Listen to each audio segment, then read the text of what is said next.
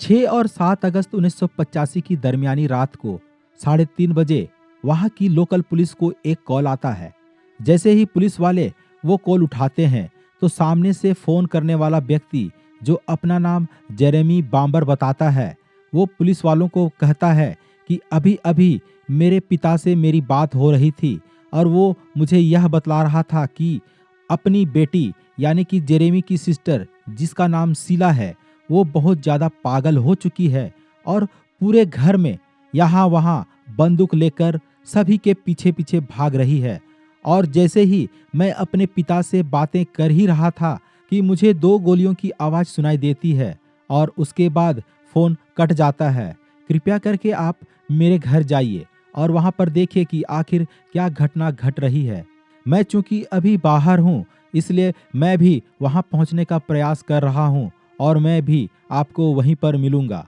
ये सब बातें सुनने के बाद में पुलिस वाले हरकत में आ जाते हैं और वे लोग तुरंत ही उस जगह पर पहुंचते हैं और वो जगह थी व्हाइट हाउस फार्म, इंग्लैंड के एसेक्स में, यानी टोल्स हंट के नजदीक। जैसे ही पुलिस वाले वहां पर पहुंचते हैं और उस घर को देखते हैं तो उस घर में कहीं से भी घुसने की जगह उन्हें नजर नहीं आती है। वे लोग किसी प्रकार नीचे की एक खिड़की से अंदर की ओर प्रवेश करते हैं और जैसे ही वे लोग घर के अंदर जाते हैं, वहां का नजारा देख करके पुलिस वालों के दिमाग की बत्ती गुल हो जाती है, क्योंकि यहां अंदर हर जगह खून ही खून पसरा हुआ था। पुलिस वाले जिस खिड़की से अंदर घुसते हैं वो खिड़की लिविंग हॉल की थी। अब जैसे ही वे लोग वहां पर पहुंचते हैं तो सामने में एक लाश पड़ी हुई थी और वो लाश थी नेबल बाम्बर की। जी हाँ, परिवार का मुखिया यानी कि जेरेमी का पिता। सबसे पहले पुलिस वाले उन्हें जाकर के देखते हैं तो देखते हैं कि नेबल को 8 गोलियां लगी थी और उन 8 गोलियों में से 6 के 6 जो सीधे तौर पे उनके चेहरे पर लगी थी और उनकी जो स्थिति थी उसको देख करके ऐसा लग रहा था कि उसने जरूर ही उस कातिल के साथ में हाथापाई की होगी और अपने आप को बचाने का प्रयास किया होगा। अब पुलिस वाले ऊपर की ओर देखते हैं तो सीढ़ियों से काफी खून नीचे की ओर बह रही थी। पुलिस वाले जब उन सीढ़ियों से ऊपर जाते हैं तो एक मास्टर बेडरूम था। जैसे ही वे लोग उस बेडरूम में प्रवेश करते हैं तो देखते हैं कि वहां पर एक और लाश पड़ी हुई थी और वो लाश थी नेबल बाम्बर की पत्नी जून बाम्बर की, जो कि नाइट ड्रेस पहनी हुई थी और उनकी पूरी ड्रेस खून से पूरी तरह से लथपथ थी। उनको 7 गोलियां मारी गई थी, जिनमें से एक गोली उसके माथे पर दोनों आंखों के बीच मारी गई थी, जो 1 फुट की दूरी से चलाई गई थी। इसके बाद उसे अलग अलग जगहों पर भी गोलियां मारी गई थी, जिनकी वजह से उनकी तुरंत ही मृत्यु हो गई थी। जगह जगह गोलियां लगने की वजह से काफी खून का रिसाव हो रहा था, जो वहां पर फैलते हुए सीढ़ियों से नीचे की ओर बह रही थी। बहुत ही भयानक मंजर था। अब इसी मंजर के बीच में पुलिस वाले बगल वाले कमरे में जाते हैं और जैसे ही वे लोग अंदर घुसते हैं तो देखते हैं कि वहां पर बेड में 2 बच्चे सोए पड़े हैं। उन्हें भी गोलियां मारी गई थी। बेचारे छोटे मासूम बच्चे, जिनकी नींद में ही उनकी जान छीन ली गई। अब पुलिस बराबर वाले कमरे में जाती है और देखती है तो वहां पर एक लड़की की लाश पड़ी हुई थी। जैसे ही पुलिस वालों ने उसको देखा तो पुलिस वाले बहुत ज्यादा हैरान थे, क्योंकि यह लाश उसी शीला की थी जिसके बारे में जेरेमी ने पुलिस वालों को बतलाया था और ये उन 2 बच्चों की माँ भी थी।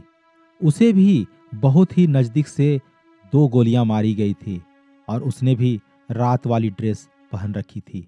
अब पुलिस वाले इसी सोच में पड़ जाते हैं कि जेरेमी ने जैसा उनसे कहा था कि उसकी बहन बंदूक लेकर के परिवार वालों के पीछे दौड़ दौड़ करके उन्हें मारने का प्रयास कर रही है, आखिर यह कैसे हो सकता है कि वो भी यहाँ पर मरी पड़ी हुई है। आखिर किसने इन 5 लोगों की हत्याएं की और आराम से उस घर से बाहर निकल गया? यह सब जानने के लिए इस कहानी को आप अंत तक जरूर से सुने। यदि आपको यह कहानी पसंद आ रही है तो लाइक और शेयर करना ना भूलें। और हाँ, आप पहली बार हमारे चैनल में आए हैं तो सब्सक्राइब करके बेल आइकन जरूर से दबाएं ताकि जो भी वीडियो मैं यहाँ पर अपलोड करूँ उसका नोटिफिकेशन सबसे पहले आपको मिल सके। तो चलिए कहानी को आगे बढ़ाते हैं।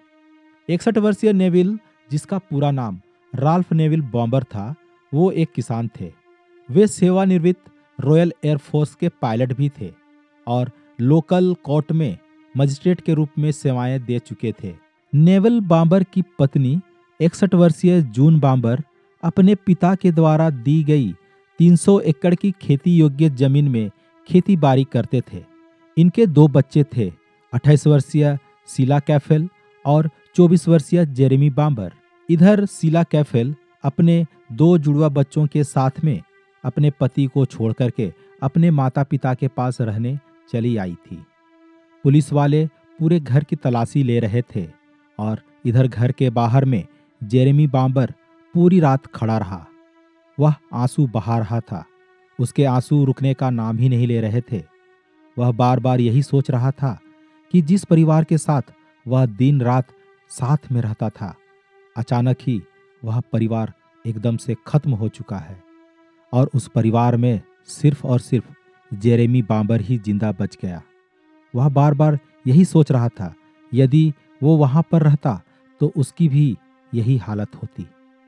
पुलिस वाले उसे शांत करने के लिए बीच बीच में विस्की वगैरह दे रहे थे ताकि वो आराम से बैठे रहे और वो अपने गमों को थोड़ा हल्का कर पाए। यह 1985 का दौर था। उस समय में डीएनए जैसी जांच अस्तित्व में नहीं आई थी। अब पुलिस जेरेमी द्वारा बताई गई जानकारी के आधार पर यही मान रही थी कि शीला ने ही उन सभी लोगों की हत्या की और बाद में अपने आप को गोली मारकर सुसाइड कर ली।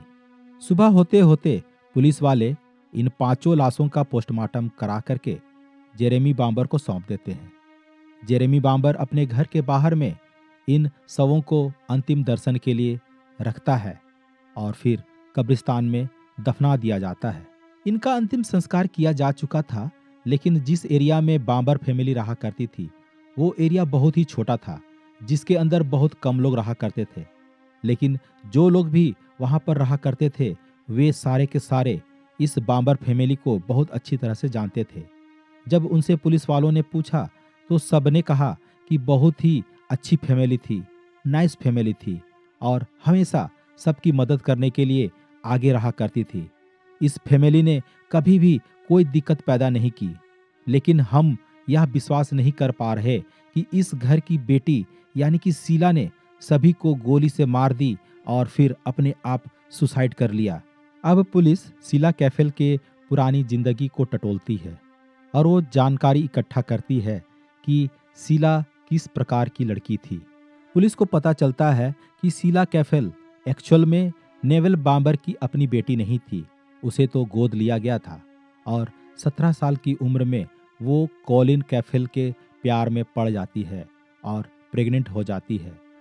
शीला के माता पिता उसका एबॉर्शन करवा देते हैं, लेकिन उसका ये रिलेशनशिप यूं ही नहीं थमता है। कुछ समय बाद गर्मियों की छुट्टी में जून बॉम्बर अपनी बेटी शीला को कॉलिन के साथ एक खाली पड़े मैदान में पूरे नग्न अवस्था में देखती है। उसके बाद उसे जोर जोर से चिल्ला करके डांटने फटकारने लगती है, जिसके बाद से शीला और अपनी माँ में कुछ अच्छा नहीं बनता है। वे लोग आपस में हमेशा लड़ते झगड़ते रहते थे।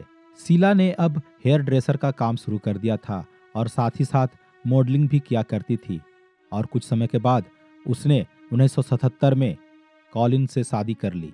शादी करने के बाद शीला को हेल्थ इश्यू आ गए थे। वो जब कभी भी प्रेग्नेंट होती वो मिसकैरेज हो जाता था। शीला के माता पिता ने उसका इलाज शुरू करवा दिया था। इलाज के कुछ समय बाद में उसने जुड़वा बच्चों को जन्म दिया। शीला के 21वें जन्मदिन के वक्त कॉलिन ने दूसरी औरत के लिए शीला को छोड़ दिया। तब से शीला डिप्रेशन में रहने लगी और मादक पदार्थ का सेवन करने लगी, जिसकी वजह से उसकी मानसिक स्थिति बिगड़ती जा रही थी। पुलिस वालों को शीला का मोटिव पता चल जाता है और उन्हें लगता है कि इसी सब कारण से शीला ने अपने परिवार वालों को गोली से भून डाला। अंतिम संस्कार के बाद नेवल बॉम्बर और जून बॉम्बर के जितने भी नाते रिश्तेदार थे वे लोग जेरेमी बॉम्बर का ढाढ़स बंधाने के लिए उसके घर में रहने के लिए चले आते हैं। जेरेमी बाम्बर उन लोगों से कहता कि जिस किसी भी वस्तु में या दीवारों पर खून के छींटे लगे हुए मिलेंगे, उसे खरोंच करके या उस सामान को सीधे बाहर जा करके फेंक आना या आग के हवाले कर देना। मैं यह नहीं चाहता कि खून के धब्बे यहाँ पर रहे और यह घर अपवित्र बना रहे। उनके जितने भी नाते रिश्तेदार उस वक्त उस घर में ठहरे हुए थे, वे लोग ऐसा ही करते। जहाँ कहीं भी पेंट वगैरह में खून के धब्बे मिलते, वे लोग उसे तुरंत उखाड़ करके बाहर फेंक आते। इन्हीं रिश्तेदारों में से एक कजन था जिसका नाम डेविड था। वह भी यहाँ पर आया हुआ था और इसी प्रकार की चीजें ढूंढ रहा था। ढूंढते ढूंढते उसे फर्स्ट फ्लोर जाने वाली सीढ़ियों के नीचे पड़े डब्बों के पीछे में एक साइलेंसर मिलता है जिस पर खून के धब्बे लगे हुए थे। वह चुपचाप से उस साइलेंसर को अपनी जेब में रख लेता है और उस घर से बिना बतलाए बाहर चला जाता है और सीधे पुलिस वालों को जा करके वह साइलेंसर दे देता है। जब पुलिस वाले उस साइलेंसर पे लगे खून के धब्बों की जांच करते हैं तो पता चलता है उस पर लगे खून के धब्बे ए पॉजिटिव ब्लड ग्रुप के थे और वो सिर्फ और सिर्फ शीला से मैच कर रहे थे।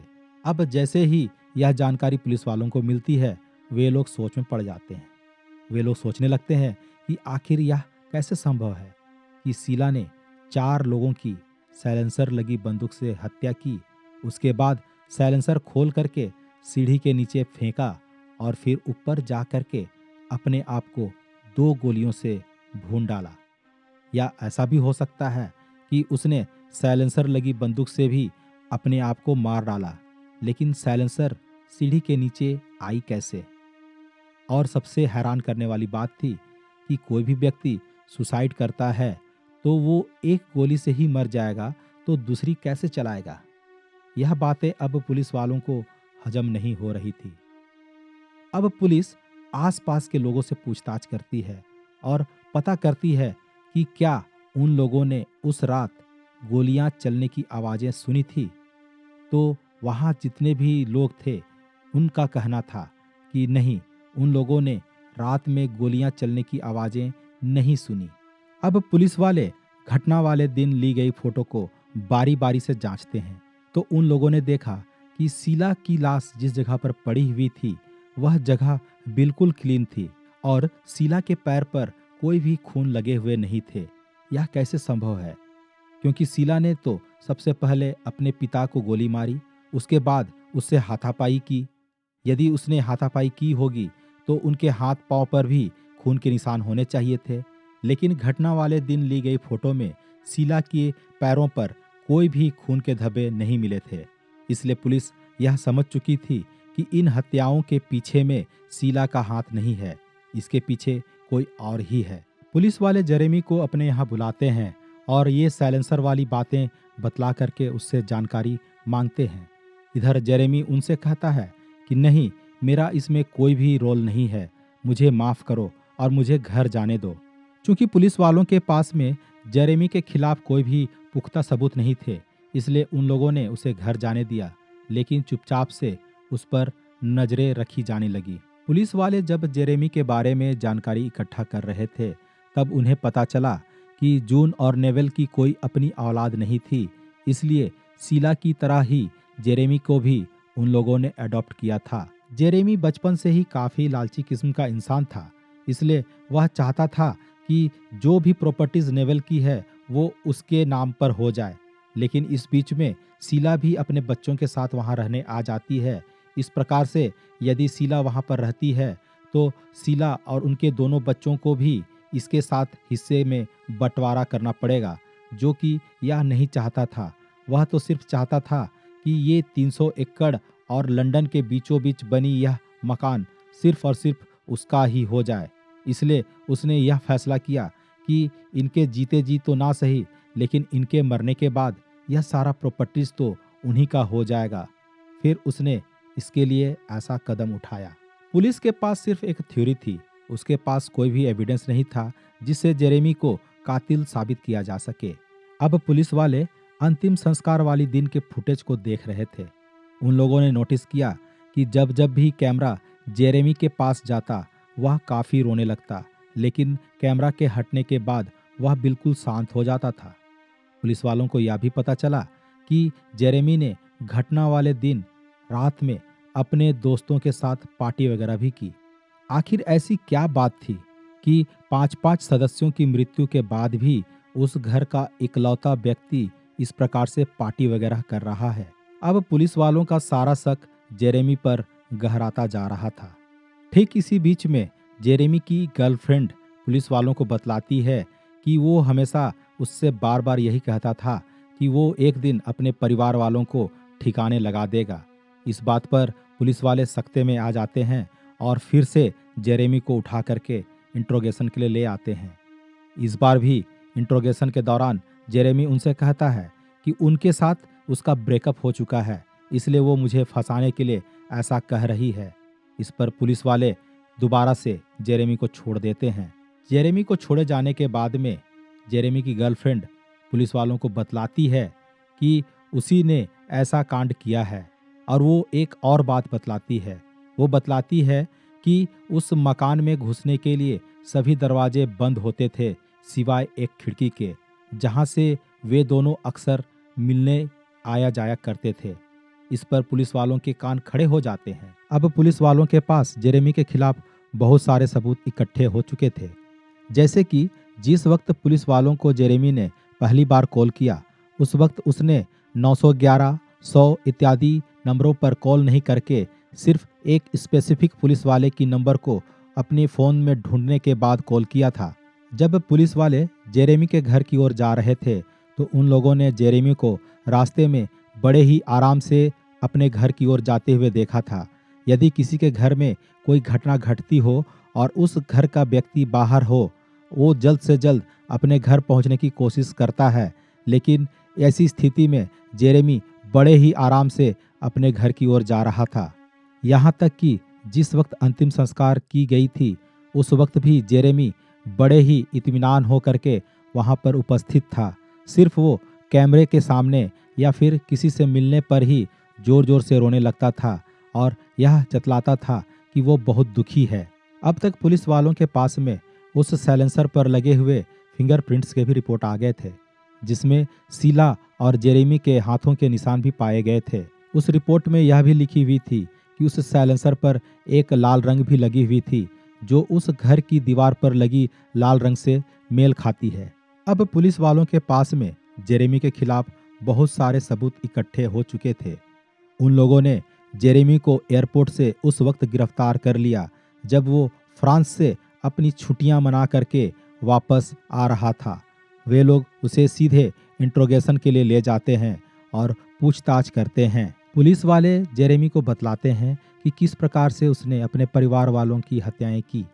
पुलिस वाले उनसे कहते हैं कि वो साइकिल से अपने घर की ओर जाता है और उसी खराब पड़ी खिड़की से अंदर की ओर घुस जाता है।